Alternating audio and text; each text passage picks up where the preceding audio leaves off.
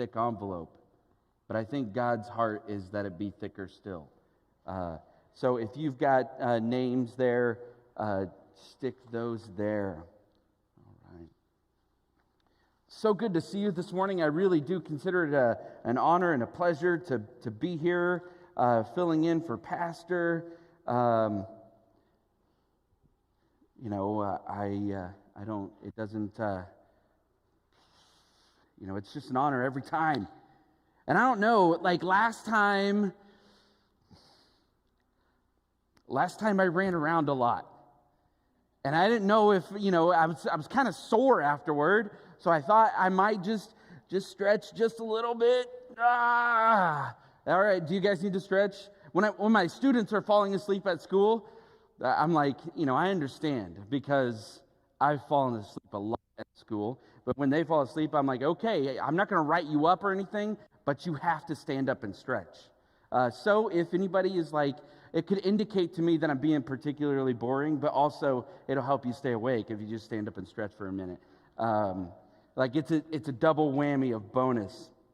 And I was trying to debate whether or not to start with a joke. Do you guys want a joke first? I stole this straight from Ghostbusters, and I have no shame about that. How is a cigarette and a hamster alike?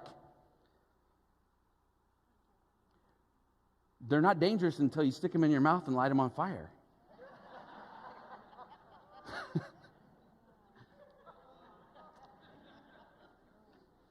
I don't know who's sticking hamsters in their mouths to test that out, but you're going to pay a price. I think if you stick a hamster in your mouth and light it on fire, there's going to be a price to be paid. And that is the sermon this morning is count the cost, count the blessing.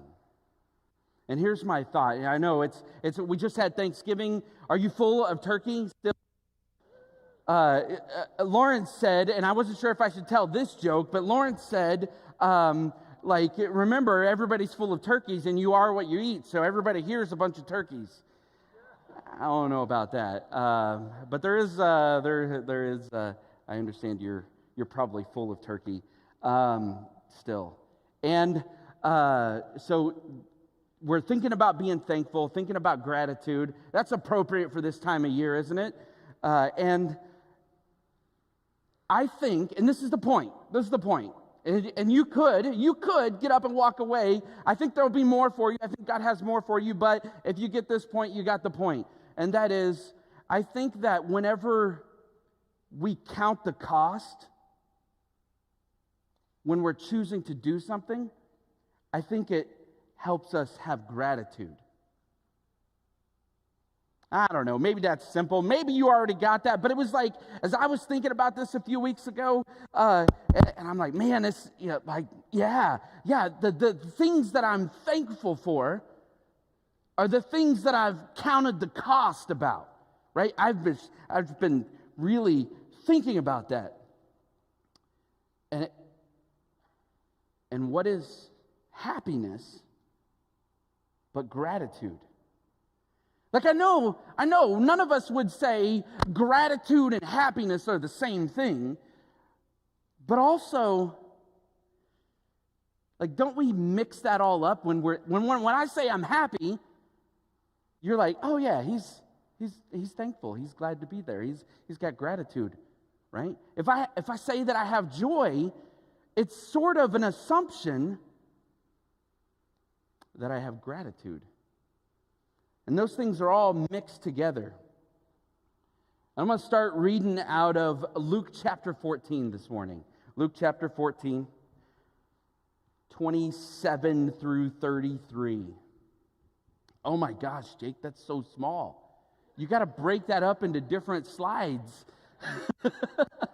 I'm sorry. I should not. No. See, this is an example. This is a perfect example. It's like he put the whole thing up there for me, and like it didn't cost me anything, right? I should be thankful that you got it up there. I'm so sorry for calling you out.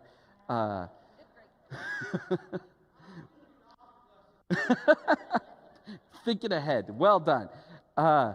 So if you have your Bible, you may need that unless you got really good eyesight. Luke chapter 14, verse 27, whoever does not bear his own cross and come after me cannot be my disciple. For which of you, desiring to build a tower, does not first sit down and count the cost, whether he has enough to complete it? Otherwise, when he has laid a foundation and is not able to finish, all who see it begin to mock him, saying, this man began to build it and was not able to finish. It's mockery, right? We got to put that in there. Or what king going out to encounter another king in war will not sit down first and deliberate whether he is able with 10,000 to meet him who comes against him with 20,000? And if not, while the other is yet a great way off, he sends a delegation and asks for terms of peace. So therefore, any of you who does not renounce all that he has cannot be my disciple. Is that me making that racket? Am I plugged in properly? There we go. Okay, all right. Number 2, thank you so much, Dan, for operating the soundboard so faithfully. I think that counting the cost, right?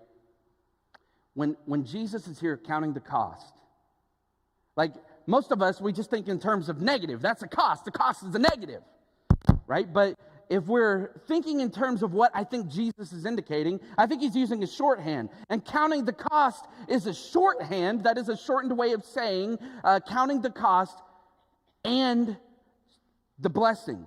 So counting the cost and the blessing, right? So what are you going to get? The cost and the benefit of what's going to happen. If you're going to build a tower, you count the cost beforehand to make sure that you got enough, right? That's primary, right?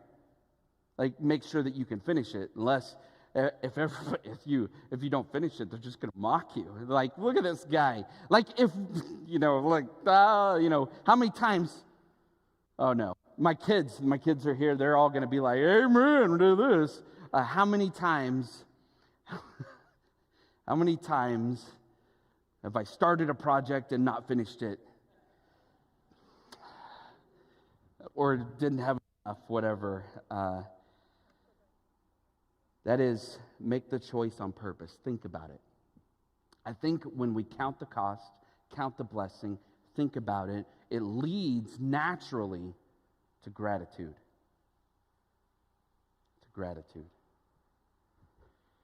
I think this is a great source of frustration and ingratitude is when we do not count the cost and we misfigure the cost, right? It's like if I go to, when I go to McDonald's for a cheap hamburger, I know what I'm getting, right? It's a crappy hamburger. I know that, but it's cheap. It's cheap in the sense that I can get it very quickly going through the drive-thru. It's also cheap in the sense that it's cheap. And I know that there's a cost involved, the cost is that it's not as good, right? And there's also a cost that it's like fattening. It's not that healthy, right? But I don't know, it's just so quick and easy, right? But the problem is when you, what leads to frustration is when you go to to a nice restaurant and you're like, they got because the price of meat, am I right?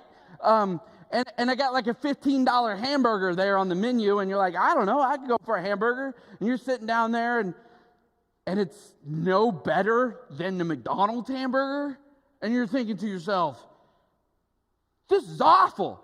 It could be the same one. They could go to McDonald's, get it, charge me $15 for it, and if I pay for it quickly, cheaply at McDonald's, I'm thankful. But if I pay for it at the restaurant, I'm like, man, this is the worst place.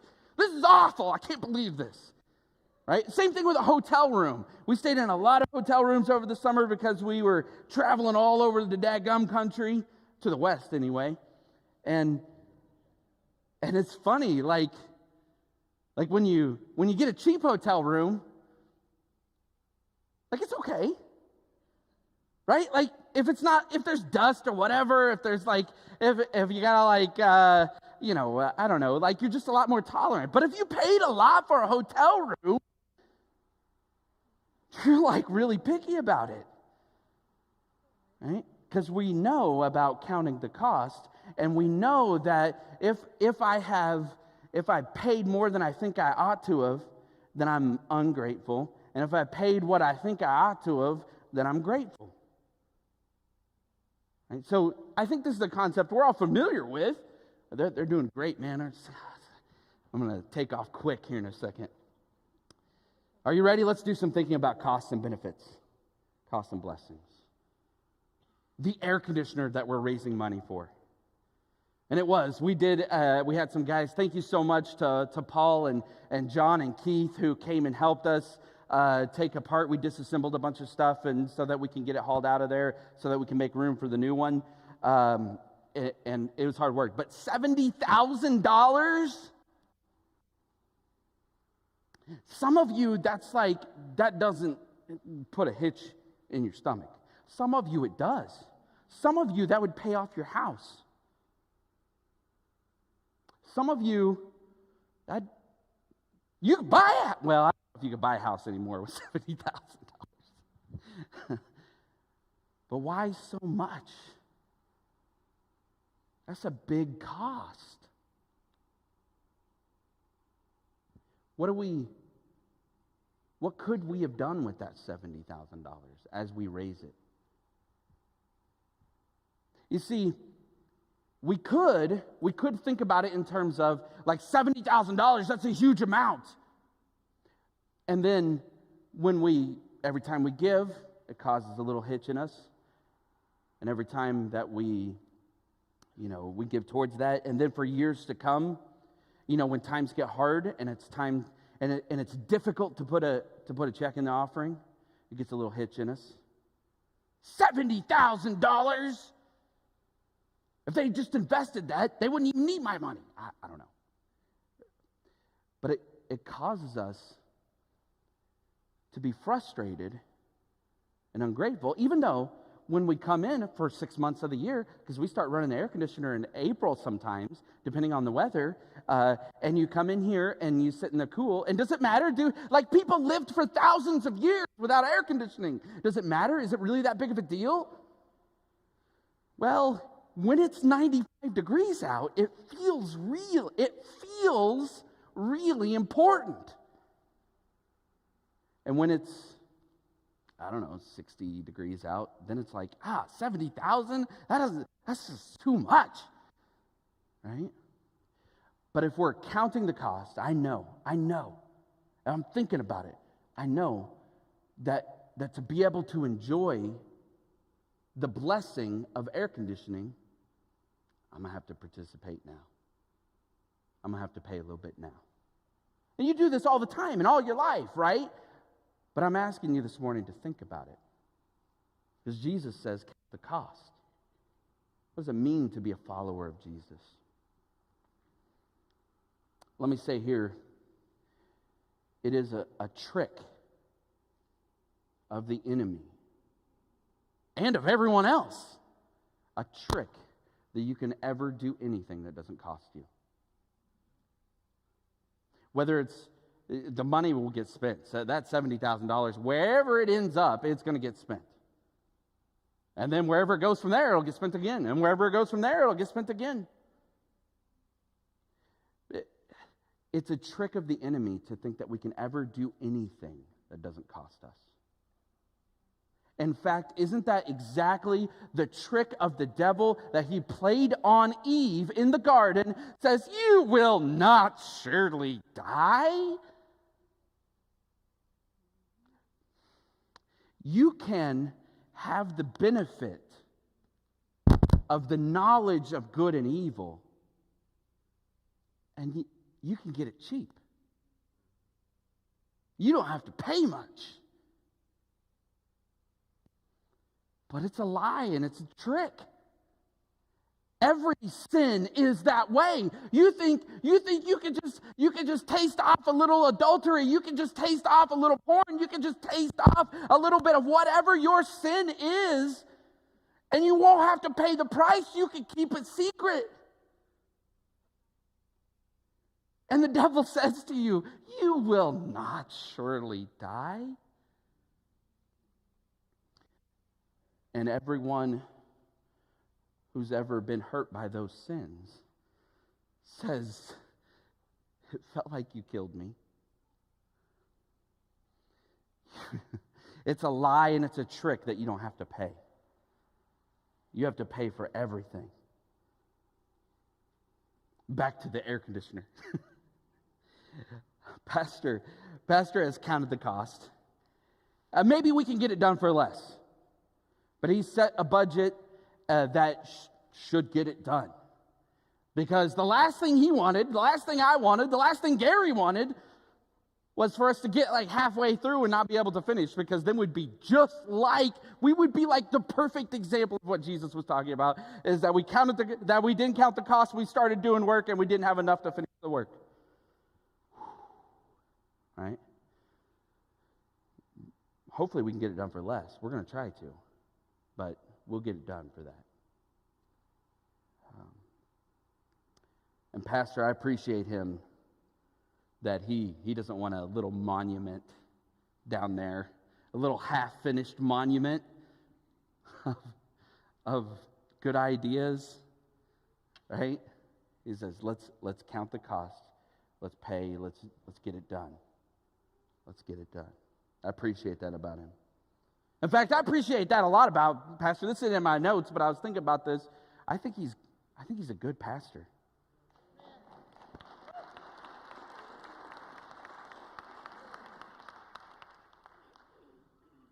And when I hear him talk about hospital visits he makes and people that he calls and texts, and I'm like, man, that's good.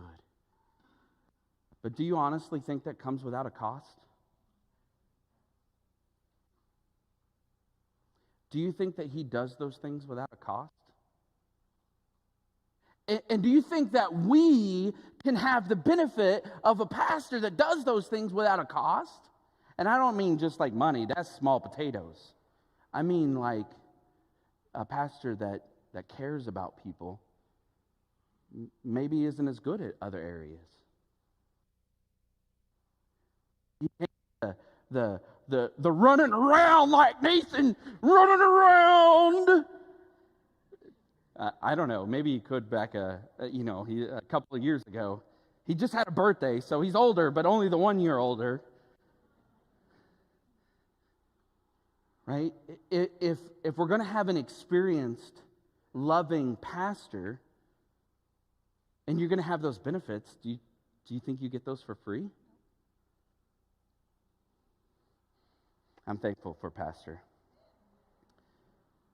And when I think about it, I'm even more thankful. That's the thing. That's what I don't know if you're like me in this way, is that when I think about it, the more I think about it, the more I think about the price that I have to pay, the things that it costs me to enjoy the things that I have, then I'm like making a choice to pay those costs. It's like even if I pay him $15 for a hamburger, if it's like I'm getting what I paid for, I know that. I counted that $15 out.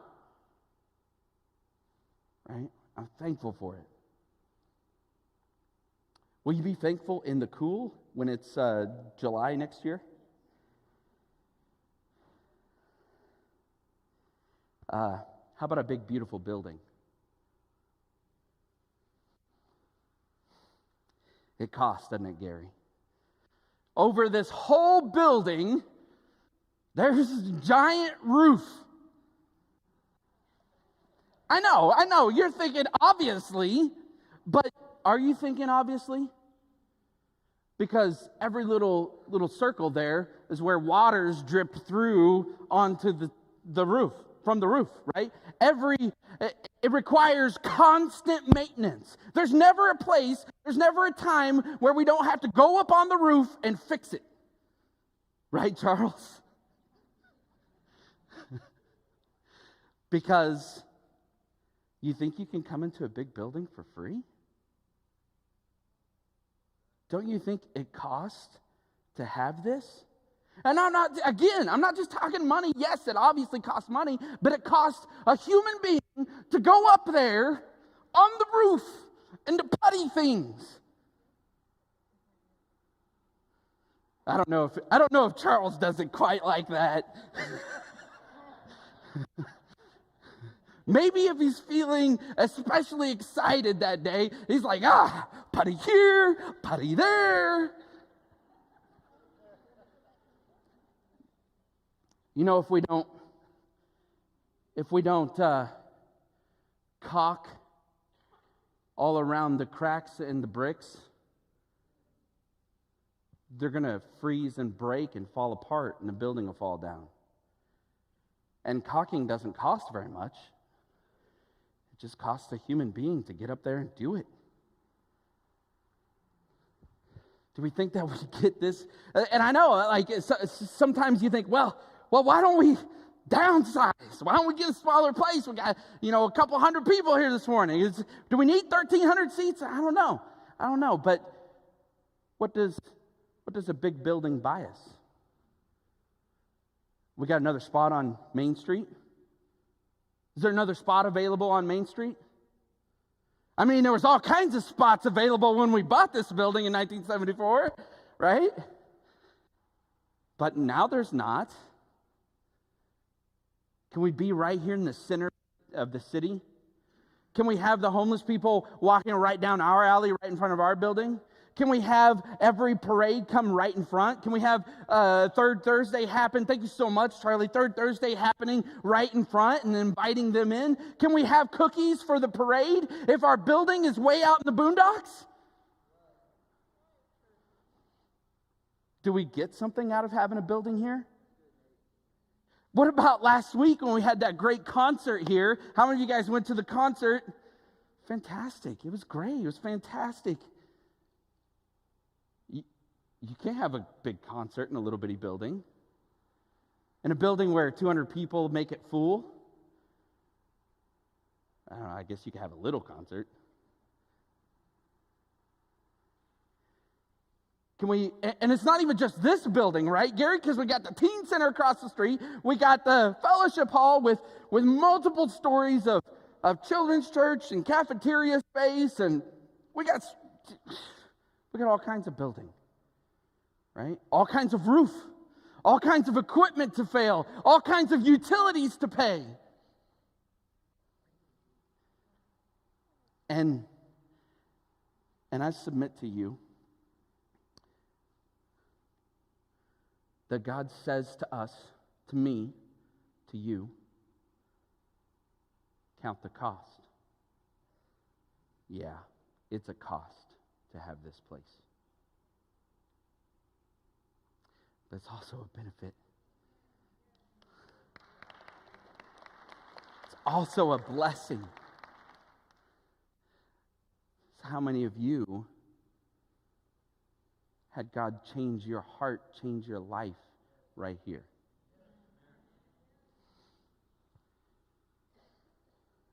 And Jesus says, if you're going to follow me, count the cost. You're going to have to pick up your cross. You're going to have to pay. Like it's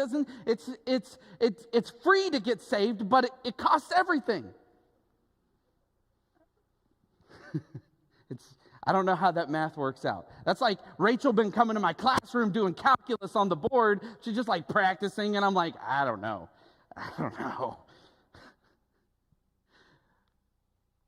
But it's free. Jesus saves us for free. Like, we don't have to do anything to be saved. And even still, at the same time, like, you can't be good enough to be saved. Your friends, the people in this envelope, it's not like they're really anxious to get down to the altar. I will pick those all up, I promise.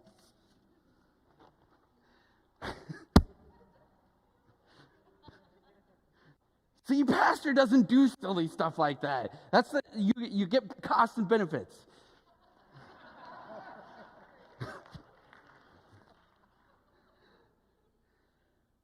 Uh, it's worth it, man. When I think about what God can do here, what God does here, all the things that we can do in this place. We did a wedding here yesterday.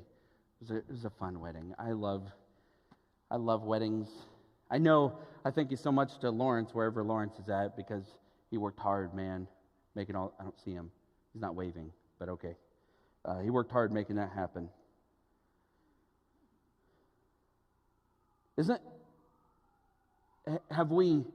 One of the frustrations, have we ignored some of the benefits or assumed some of the benefits, and then that makes the cost seem out of balance?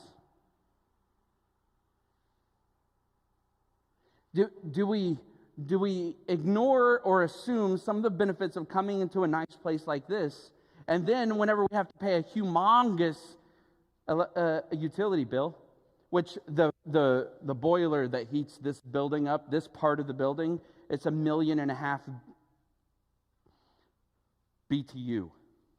It's a lot. It's huge. It's a giant boiler, and there's radiators that go through the walls. And if you're ever in here, so if you want to come and be freaked out, you can come in here. We could turn the boiler on, and when it's quiet and dark in here, you can hear the boiler pipes moving in the walls.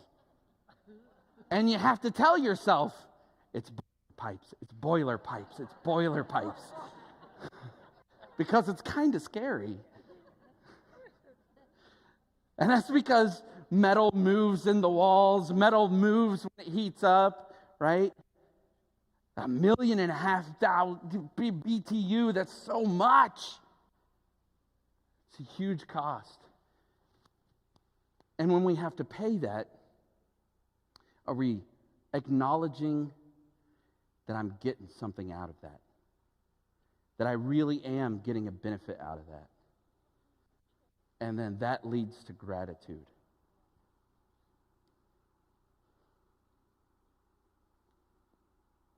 This thought too, is this where God has called us to be?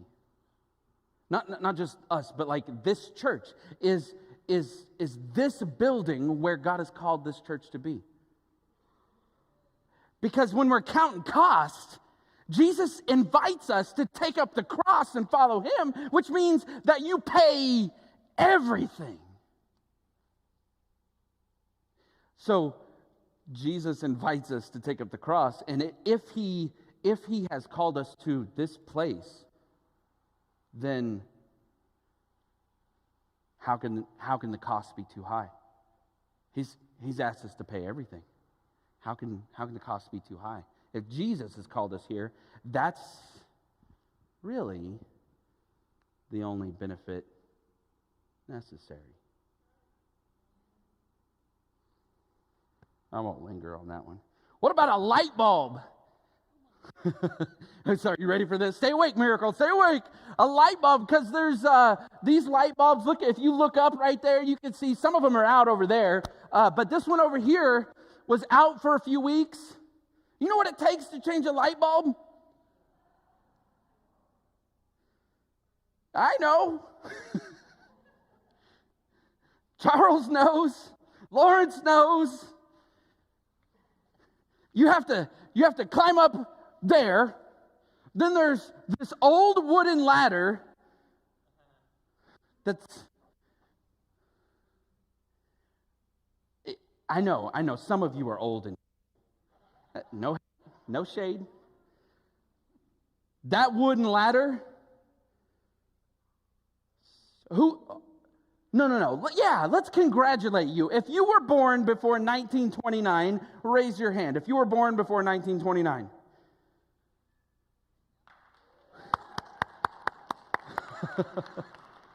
This is the only ones that the ladder's older than or younger than. Everyone else here, that ladder's older than you.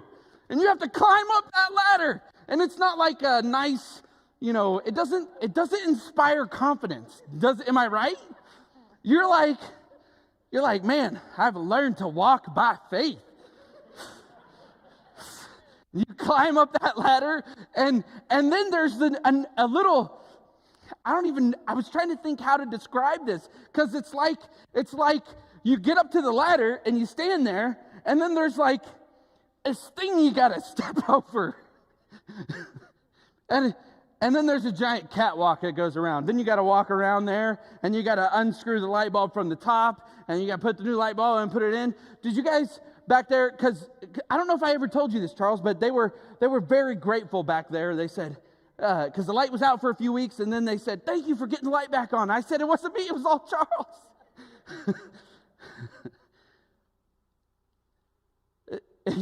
But it's nice. They were glad. They were so glad to have the light on. But I wonder if in the midst of doing that, I know Charles has a good heart. In the midst of doing that, was he like, is this light really necessary? Well, I don't know. I don't know if it's necessary or not. Because we got some out here that the light fixture itself is out. So we'll have to replace the whole fixture. But Charles, they were grateful. And then whenever you think about them being grateful back there, then when you have to pay that cost of climbing up there and changing that, and it's always hot up there, even if it's cold outside, when you have to pay that cost, then are you grateful? When you know that you've done something that's helped somebody, that's blessed somebody? Is that a cost? When you count that cost, is it okay? What about the PA system? Right? How much frustration has Pastor had the last couple of weeks? I'm feeling so sorry. I feel like, Dan, you got to mess it up a couple times just so Pastor doesn't think that you were giving me special treatment or something. Yeah, there we go. The PA system it's an amazing invention. You know, I probably have the voice to get it done without the PA.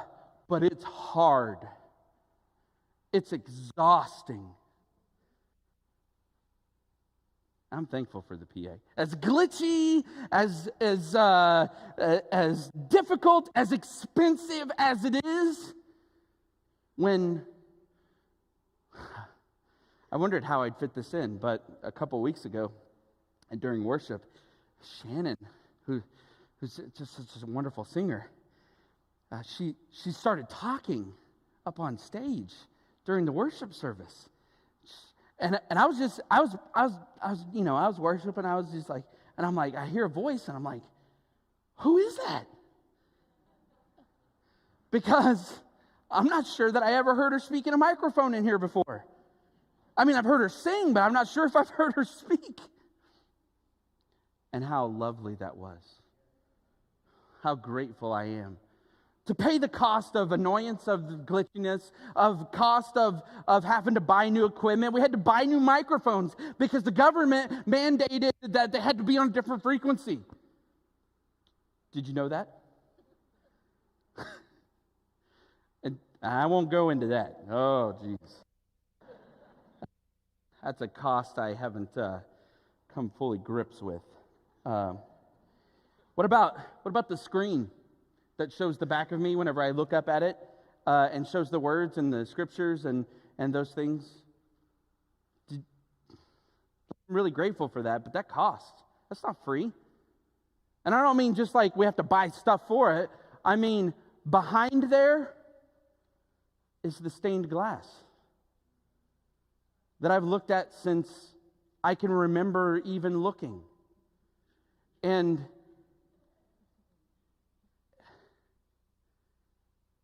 I'm sad that it's covered up.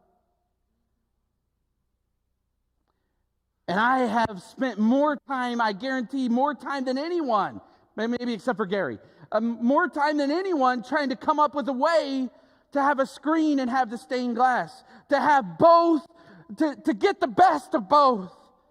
And I don't know, it's just really hard. And so we pay a price for having words on the screen, Yeah, we get benefits. We don't have to mess with hymnals down here. We don't have to have little screens on the side. There's benefits. Like, we can have the video up there, so those of you that, whenever Jake gets the words big, or like whenever you want to see the back of my head when I'm looking up at it, you can see all that, right? But it's not free.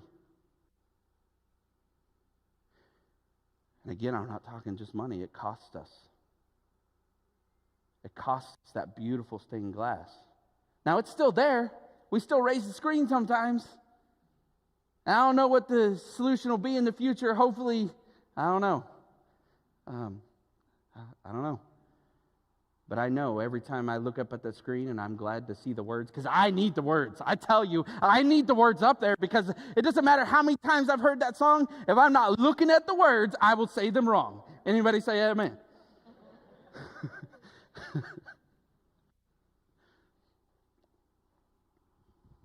Oh, here's one. Are you ready for this one? You're not ready. What about masks and vaccines and quarantines? You're like, Nathan, I liked you a second ago. I wonder if some of our frustration and our strife is about not balancing costs and benefits. Because we think the people that agree with me, I only see those benefits. And the people that disagree with me, I only see those costs. You didn't like that. I don't know which way you fall. We got multiple falling on all directions. But is the frustration and the strife about not counting the cost? Yeah, we might need to put on masks. We might need to take them off. There's going to be a cost, and there's going to be a benefit either way. With vaccines, there's a cost, whether you agree or disagree. There's a cost, and there's benefits.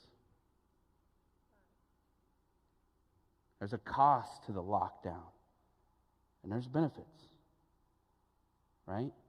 And does thinking about those and being willing to pay those prices, does that increase gratitude and decrease our frustration and our strife?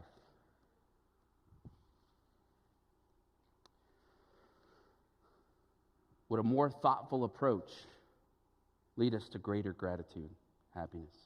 What about getting married? Because it was so fun. It was like, we were up here yesterday, and I hope it was a good wedding. Was it good, Mardell? They were so beautiful. How could it not be good? They were so nervous. He was up here, and he, like I hadn't seen him be emotional. I mean, I talked with him, I thought, enough to know him, but he was just waterworks, red face, red eyes, just tears rolling down. It was beautiful. And she was just up here, and she's just like, she had this anxious look on her face, and I know, because I talked with him about it. I said, there's a lot of benefits with being married. But make no mistake, you can't be married for free. It's going to cost you. It's going to cost you a lot. It's going to cost you more than anything else.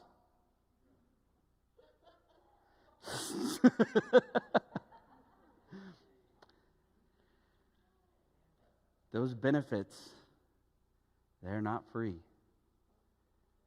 But when I think about the cost that I pay, all of a sudden, I'm like, man, it's a small price to pay for those benefits. And I hope Jackson and Kiana think that too, that as they were making their most serious promise, I hope they were thinking the same thing, that, yeah, I understand there's going to be costs.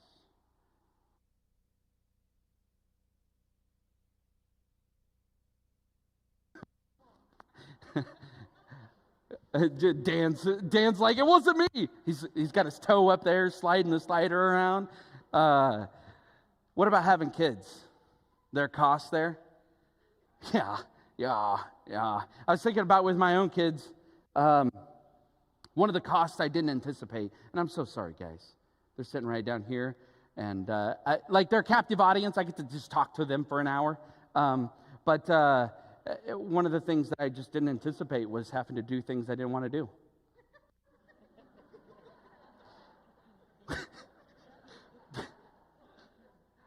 I don't know. Like, I love babies. I love I just 19-year-old me holding little baby Rachel. I'm like, I love this. This is awesome. I just didn't think about the cost of having to do things I didn't want to do. And then whenever I inevitably had to do things I didn't want to do, because that's what having kids is, even though I love you guys, you have to do things you don't want to do. Then I, like, looking back, I can see how much frustration and ingratitude that caused in my life.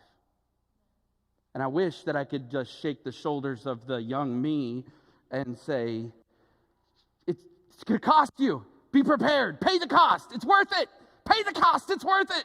Because I think that if I'd have thought about it, I would have been willing to pay the cost. Like, if I thought about, if I knew what I was buying, if I knew what I was paying for, then I would have been willing. I think I would have.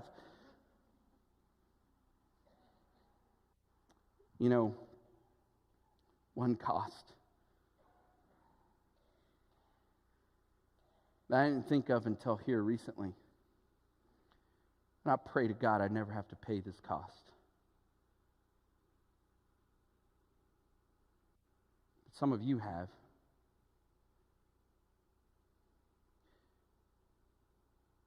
Having kids means that you might lose them.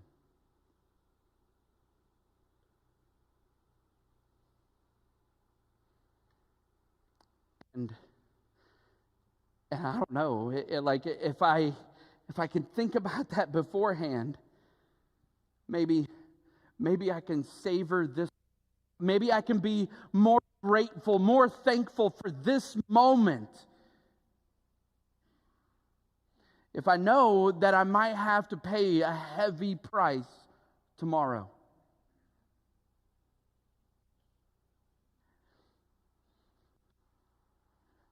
In fact,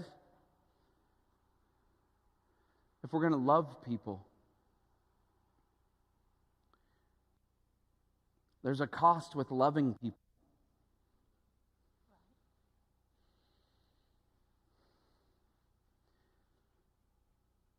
That they're either going to lose us or we're going to lose them. It will be the price you have to pay for loving someone. That's just one of the prices.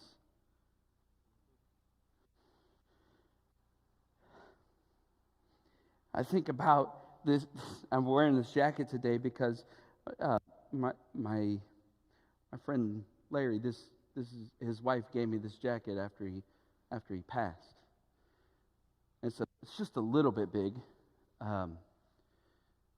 and she's right. He would be like a little weirded out by it.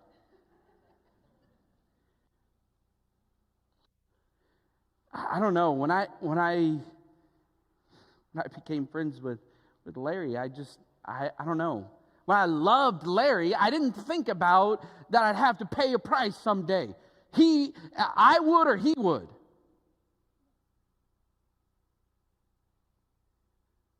And I wonder if it doesn't help us to be thankful thinking about those prices.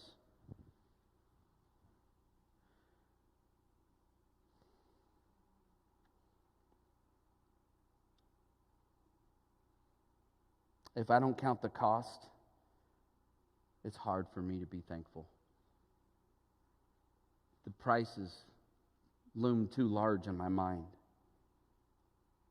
I was talking with Shannon about this. She said she doesn't need to think about it so much. And I think that's true to an extent, but I also think that her thinking is below the surface. It's under. It's like she doesn't think about it in the same way that I do, but she still thinks about it. I think she processes it. I think we all could benefit from counting the cost and making the choice.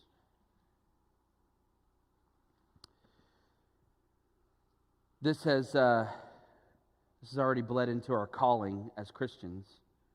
God has called us to love people, and that's going to cost us. Take up your cross, count the cost. Your job, right? You have to be there. You spend time there. It costs. You know, you're there, like, if you don't like, okay, I've got to be there from 8 to 5 or from 6 to 10, 6 a.m. to 10 p.m. I don't know where you work. Like, if you count the cost, making a choice, I understand what it's going to cost me, and I'm going to pay it anyway. It's gratitude. Your hobbies, you can't do hobbies for free. They cost you money, obviously. How many of you say that, amen? Your hobbies also cost you time. There's also an opportunity cost. While you're doing that, you're not doing something else. You can't do things for free. You can't do anything for free. It always costs. In ministry, you can't do ministry here at church. You can't do what God has called you to do without paying a cost. See, I think some of the frustration here is that we think it should be cheap or maybe free. We think that doing ministry won't cost us anything. And I think about, with going around with Doug spending so much time. Like I think looking back, the reason that I never grew ungrateful for the opportunities afforded me here is that I always was willing to, I knew the cost beforehand. I knew it was going to cost me. I knew that to do what God had called me to do would cost me. And I think about, Bruce, I was thinking about you when I was thinking about this also. It's like you make a choice to be here.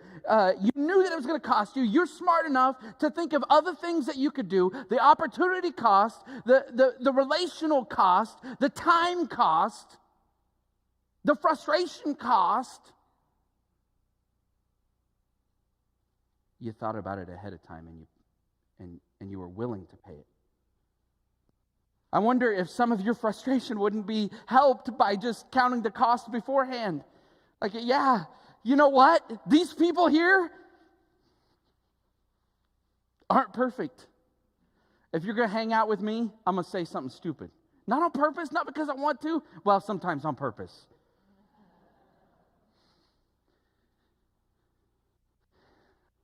I'm not always fun to be around.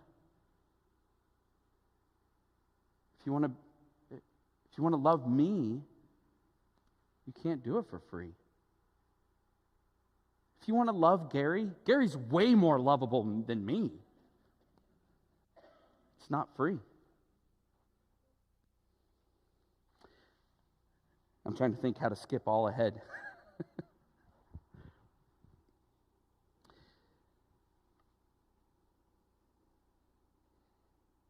You will pay the cost whether you want to or not.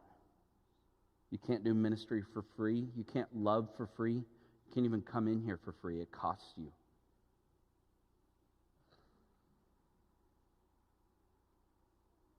I'm going to skip down to Hebrews chapter 12, verse 1 and 2.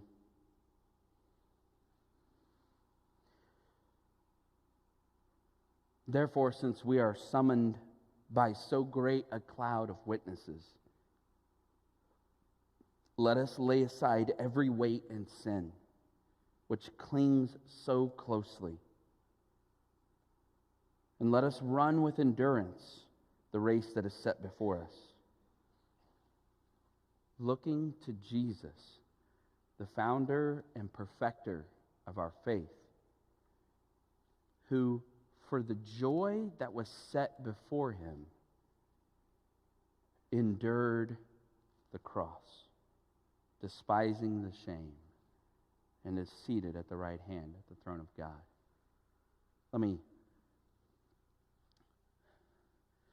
For the joy that was set before him,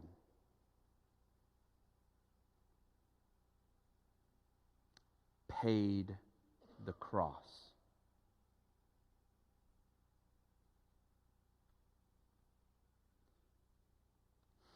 For all these people that I spilled all over the floor, for the joy that was set before him, he looked at you. He looked at me. He looked at all those people. He looked at all the Christians, this great cloud of witnesses. He looked at us. He looked at you, really looked at you, saw you, all the things about you, all the cost involved with you. All the cost involved with you. And he calls it joy. And he says, for the joy that was set before him, he paid a heavy price. He paid the full boat, the full price for you. He wasn't like, I don't know, can I get Chris for a discount? Right? Because you go around you all the time, as Christians, we're like, oh, God's blessings on us, we're going to get some discounts. No. How about God's blessing be on us, and let's pay full price? Oh, I'm sorry. Jesus looked at us and said, I'll pay it all. That joy. I'm happy to pay the price for that. And even though just a little bit later from when he was taking communion with the boys, I don't know if it was at 3 a.m., but he was taking communion with the boys, and probably some girls there too.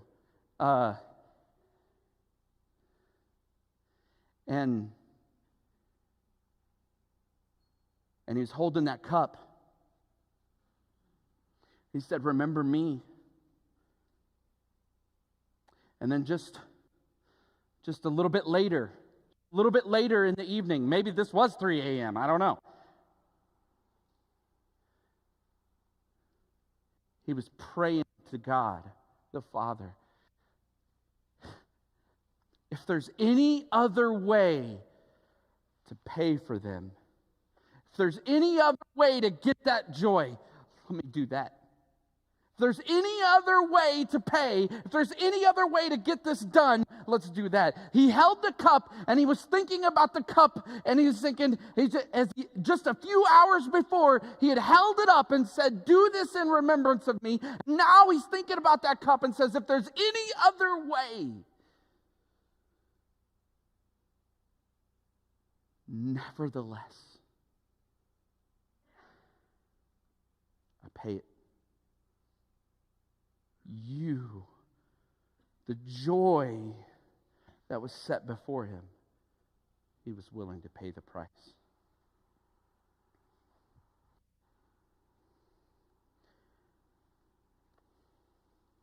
We're going to do an altar call. We're going to do it just maybe add one little bonus to it. So if you are, maybe this is the first time that you thought about like Jesus paying a price for you. Maybe I don't know. Holy Spirit, please convict sinners. Maybe you're thinking, Jesus paid that for me. I invite you down. Yeah, he did. He really did. You can be saved. You can receive Jesus' love today, his salvation. Your life can be changed. And I know that your life can be changed because I look around and I see lots of people, although they're not perfect, their lives have been changed by the power of God.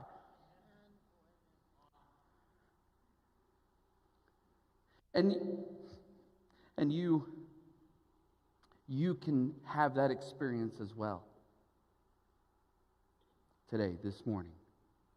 It's still morning. But also, I want to open a communion back up. And there's still some here. If you want to, if you'd like to, I don't know, just take it again. Jesus said as often as you do it. He didn't say there's a limit on how many times. He didn't say, oh gosh, we've already done it in service once. We can't do it again. No, that's not what Jesus said. He said as often as you do this, remember me. If you want to come down and contemplate that price that Jesus paid, and I don't know, when I think about it, it puts perspective on all the prices I have to pay. When I think about how much he paid for me,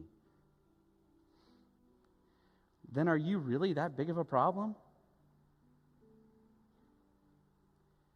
You're not. We can pay the price to love one another, to be in relationship, to be in ministry, to do things with one another.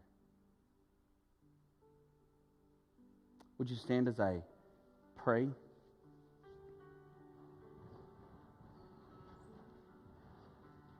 The altars are open if you would like to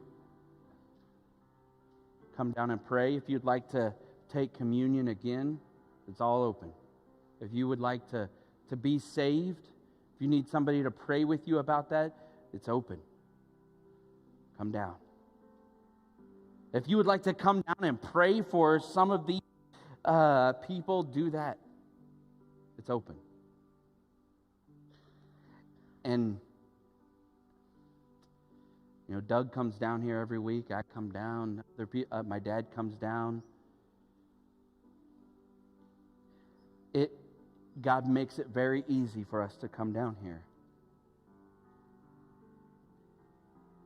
But make no mistake, it costs you.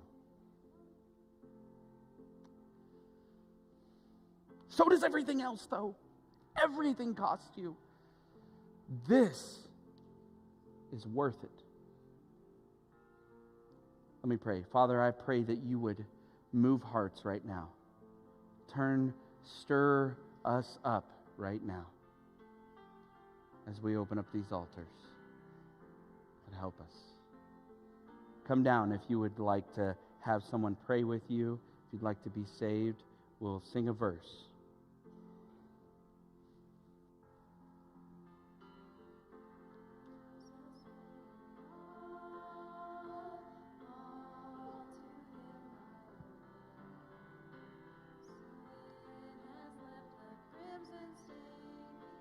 Wash me white as snow. Jesus paid it all to him I owe. Sin has left this crimson stain. He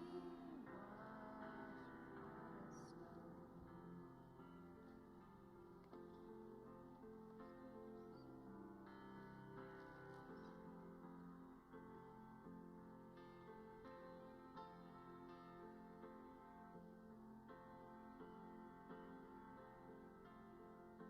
me white as snow. Jesus paid it all to him I owe. Sin has left a crimson stain. He washed me white as snow.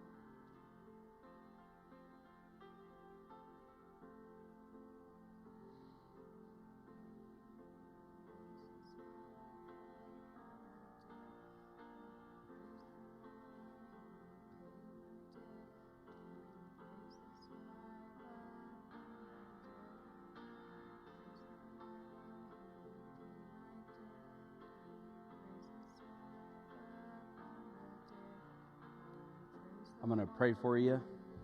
Pray a blessing on you. You know that Pastor loves you. He will be here this evening for the board meeting. But come back tonight for the relationship class. It'll be good. It's free, but it's not free. Let me pray for you. God, I ask that you would bless these people. I pray that you would cause your face to shine on them. God, I pray that wherever they go, coming in, going out, God, I pray that every door that they step through this week, every place of business that they go into, every time they sit down on their couch or lay down in their bed, God, I pray that you would bless them. Bless them. Keep your hand on them. Protect them in Jesus' name. And we thank you. We praise you. Amen.